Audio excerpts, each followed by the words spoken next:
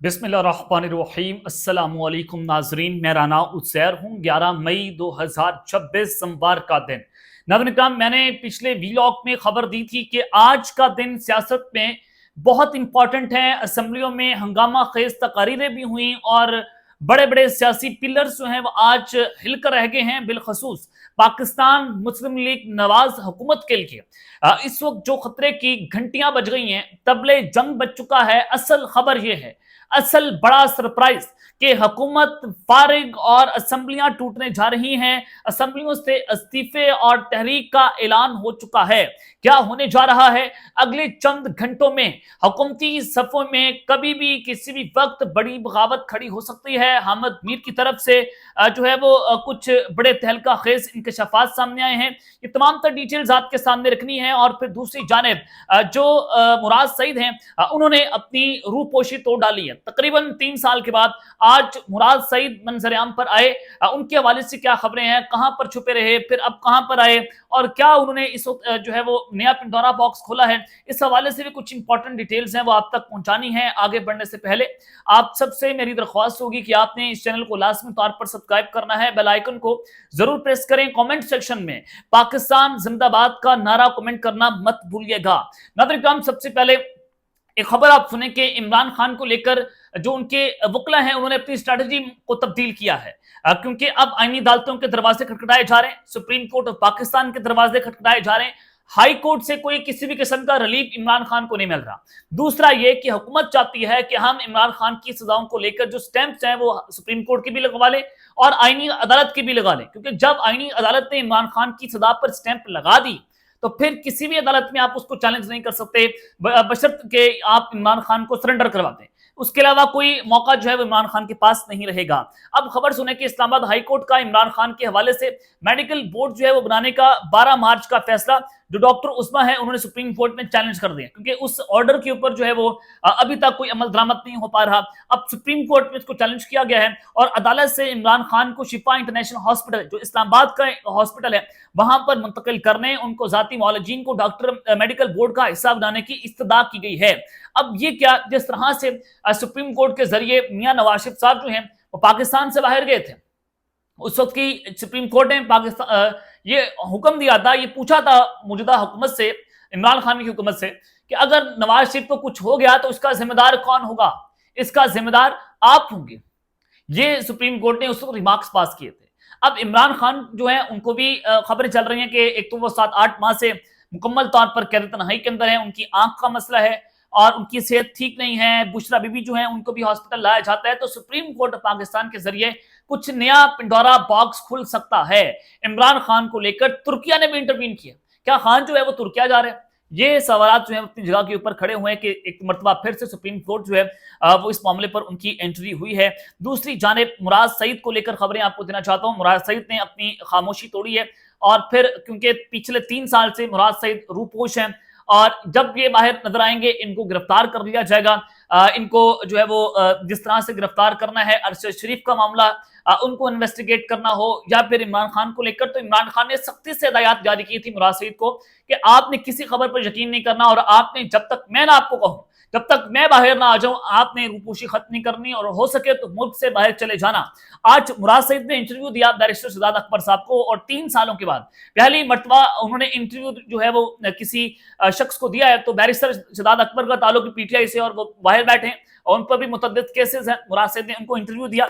उन्होंने कहा कि मैं कुछ अरसा खालिद खुर्शीद के पास गिलगित बल्तिस्तान रहा, यानी कि वो उस वक्त के जीबी के चीफ मिनिस्टर थे, और फिर जमान पार्क कासिम और सलमान के कमरे में रहा। इमरान खान ने सिक्योरिटी के लोगों को कहा था कि इसको कारकुनान के पास कैंप्स में भी मत जाने दो, और फिर एक तस्बीह, खजूरें और बुलेट प्रूफ जैकेट देकर वहां से रवाना कर दिया गया।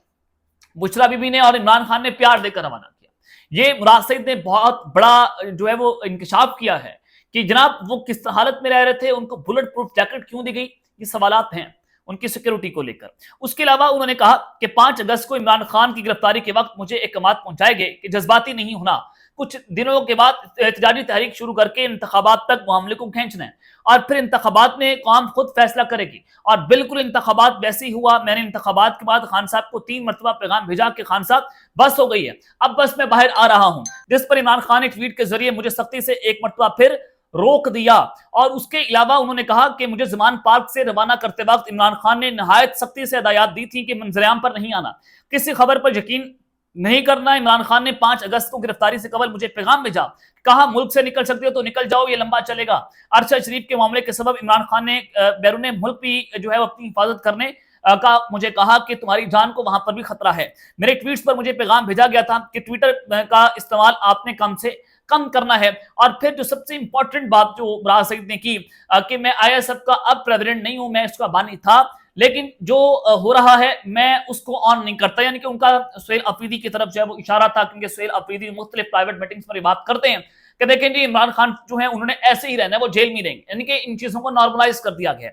مراد سعید تو پاگل ہے, وہ تو جب نظر آئے گا اس کو مار دیا جائے گا. یہ سہیل افریدی کا ریمارکس ہے, اور سہیل افریدی کو تراشنے والے مراد سعید تھے. تو مراد سعید نے کہا کہ ٹھیک ہے, میرا جو ہے آئی ایس ایف سے کسی بھی قسم کا تو کوئی تعلق نہیں ہے, اور حکومت فارغ اور اسمبلیاں توڑنے کی خبریں آ رہی ہیں, اور تبل جنگ جو ہے وہ اس وقت اپوزیشن کی طرف سے بچ چکا ہے. ایک تو مراد سعید نے انکشاف کیا, انہوں نے کہا کہ اسمبلیوں سے استعفے دیے جا سکتے ہیں. اس وقت گڈ کاپ اور بیڈ کاپ پاکستان تحریک انصاف کھیل رہی ہے. اگر آپ اس کو نیوٹرل چیزوں کو انالائز کریں کہ جیسے ماضی کے اندر پاکستان مسلم لیگ کی نماز جو ہے گڈ کاپ اور بیڈ کاپ کرتی رہی. شہباز شریف صاحب جو ہے بیک ڈور چینلز پر اسٹیبلشمنٹ کے ساتھ رابطے کرتے تھے, اور جو نواز شریف کا گروپ تھا وہ آگے چڑھ کر گالیاں بھی دیتا تھا, پریشر بھی ڈالتا تھا, وہ دھمکیاں بھی دیتا تھا. تو بالکل اسی طرح کی سیاست پاکستان تحریک انصاف آپ کو کرتی ہوئی دکھائی دے رہی ہے کہ ایک طرف گڈ کاپ اور بیڈ کاپ. کیونکہ مراد سعید کا انٹرویو جو ہے اس کی ٹائمنگ اس وقت بہت امپورٹنٹ ہے کہ جب محمود خان چغزئی جو ہے مذاکرات کر رہے ہیں, اور انہوں نے حلف دیا ہے کہ مذاکرات کی کسی بھی قسم کی بات جو ہے وہ باہر نہیں آنی, اور ان کو عمران خان نے مذاکرات کا مینڈیٹ دیا ہے. دوسری جانب آج مراد سعید کہہ رہے ہیں کہ اسمبلیوں سے استعفے دیے جا سکتے ہیں, پورا پاکستان بند کیا جا سکتا ہے, سپلائی لائن بند کی جا سکتی ہے, ڈی چوک کی طرف لانگ مارچ بھی کیا جا سکتا ہے. آپ کتنے لوگوں کو گولیاں مار لیں گے اگر ہم لاکھوں لوگ باہر نکالنے میں کامیاب ہو گئے. اب یہاں پر اگر آپ صورتحال کو دیکھیں اور اس کو آپ انالائز کریں تو آپ کو نظر آتا ہے, برڈ آئی ویو میں دیکھیں کہ یہ گڈ کاپ اور بیڈ کاپ کھیلا جا رہا ہے. پی ٹی آئی یہ بتا رہی ہے, پیغام دے رہی ہے آج بلکہ کہ اگر ہمیں ٹریپ کیا گیا مذاکرات میں تو ہم اس کے لیے بھی تیار ہیں.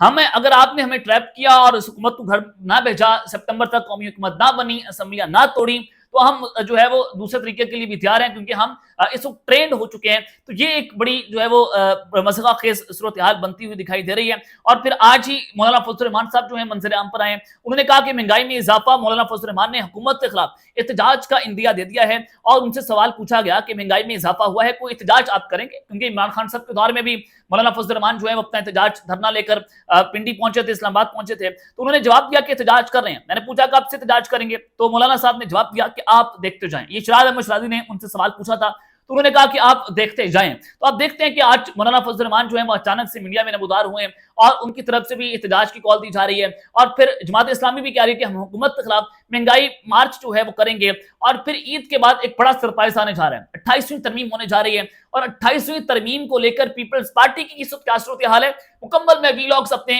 جو ہے پچھلے اگر آپ میرے سنے تو اس پہ میں ساری سچویشن بتا چکا ہوں کہ اس وقت پاکستان پیپلز پارٹی جو ہے ان کو بلیک میل کیا جا رہا ہے, ان کی فائلیں کھولی جا رہی ہیں, اور پھر چھاپے مارے جا رہے ہیں, نیب فائلیں کھول رہے ہیں, اور ان کو کہا جا رہا ہے کہ اگر آپ نے 28ویں ترمیم کے اندر ہمارا ساتھ نہ دیا تو پھر آپ کے ساتھ یہ ہوگا. اور پھر صدر پاکستان جناب آصف زرداری جو ہیں مستعفی ہو سکتے ہیں, پھر آرٹیکل 243 میں ترمیم ہو سکتی ہے. اور پھر دوسرا 28ویں ترمیم میں ہوگا کیا, فاٹا جو ہے اس کو کنٹرول جائے گا وفاق کے پاس, این ایف سی ایوارڈز ختم ہوں گے, صوبوں کے اختیارات واپس لیے جائیں گے. تو پیپلز پارٹی اس پر ماننے کو تیار نہیں ہے. اب بیرسٹر گور صاحب نے آج جو ہے وہ اسمبلی میں تقریر کی. انہوں نے کہا کہ کوئی صوبہ تب تک تقسیم نہیں ہو سکتا جب تک اس کی 2/3 اکثریت نے ووٹ نہ دیا ہو. اس وقت کوئی ایسی قانون سازی نہ کی جائے جس میں عام عوام تقسیم ہو. عمران خان کو فیملی, وکلا اور معالجین تک رسائی دی جائے. یہ انہوں نے پارلیمنٹ کے فلور آف دا ہاؤس پر کھڑے ہو کر اپنا مطالبہ جو ہے وہ رکھا حکومت کے سامنے. اور دوسرا سینئر صحافی حامد میر صاحب, اور حامد میر صاحب کے حوالے سے آپ کو بتاؤں کہ یہ ان کا جھکاؤ پیپلز پارٹی کی طرف زیادہ ہے, اور یہ آصف علی زرداری صاحب کے بڑے قریبی شخصیت ہیں اور پاکستان کی بڑے مایہ ناز صحافی ہیں. ان کی جانب سے کلیم کیا گیا, انہوں نے کہا کہ اگر ایک طرف نون لیگ کے اندر ہمیں لڑائی نظر آ رہی ہیں, پیپلز پارٹی اور نون لیگ دونوں جماعتوں کی سائبر کمانڈوز ایک دوسرے پر کرپشن کے الزامات لگا رہے ہیں. اب پیپلز پارٹی پہ بھی اس طرح کے الزامات لگنا شروع ہو گئے, اور پھر کچھ اہم وفاقی وزراء جو ہیں وہ تبدیل ہو سکتے ہیں, ان کو بھی فارغ کیا جا سکتا ہے. اور پیپلز پارٹی کی جو صورتحال ہے آپ کو میں آلریڈی بتا چکا ہوں. تو نون لیگ اور پیپلز پارٹی میں شروع ہونے والی اس سرد جنگ کا زیادہ نقصان नून लीग की वफाकी हुकूमत को हो सकता है। ये अहमद मीर की तरफ से जो है वो क्लेम किया गया है और पीपल्स पार्टी ने यहां से अपना मैसेज जो है वो हुकूमत को पहुंचा दिया है कि फिर जब आप हमसे जो है वो तवक्को ना रखिएगा।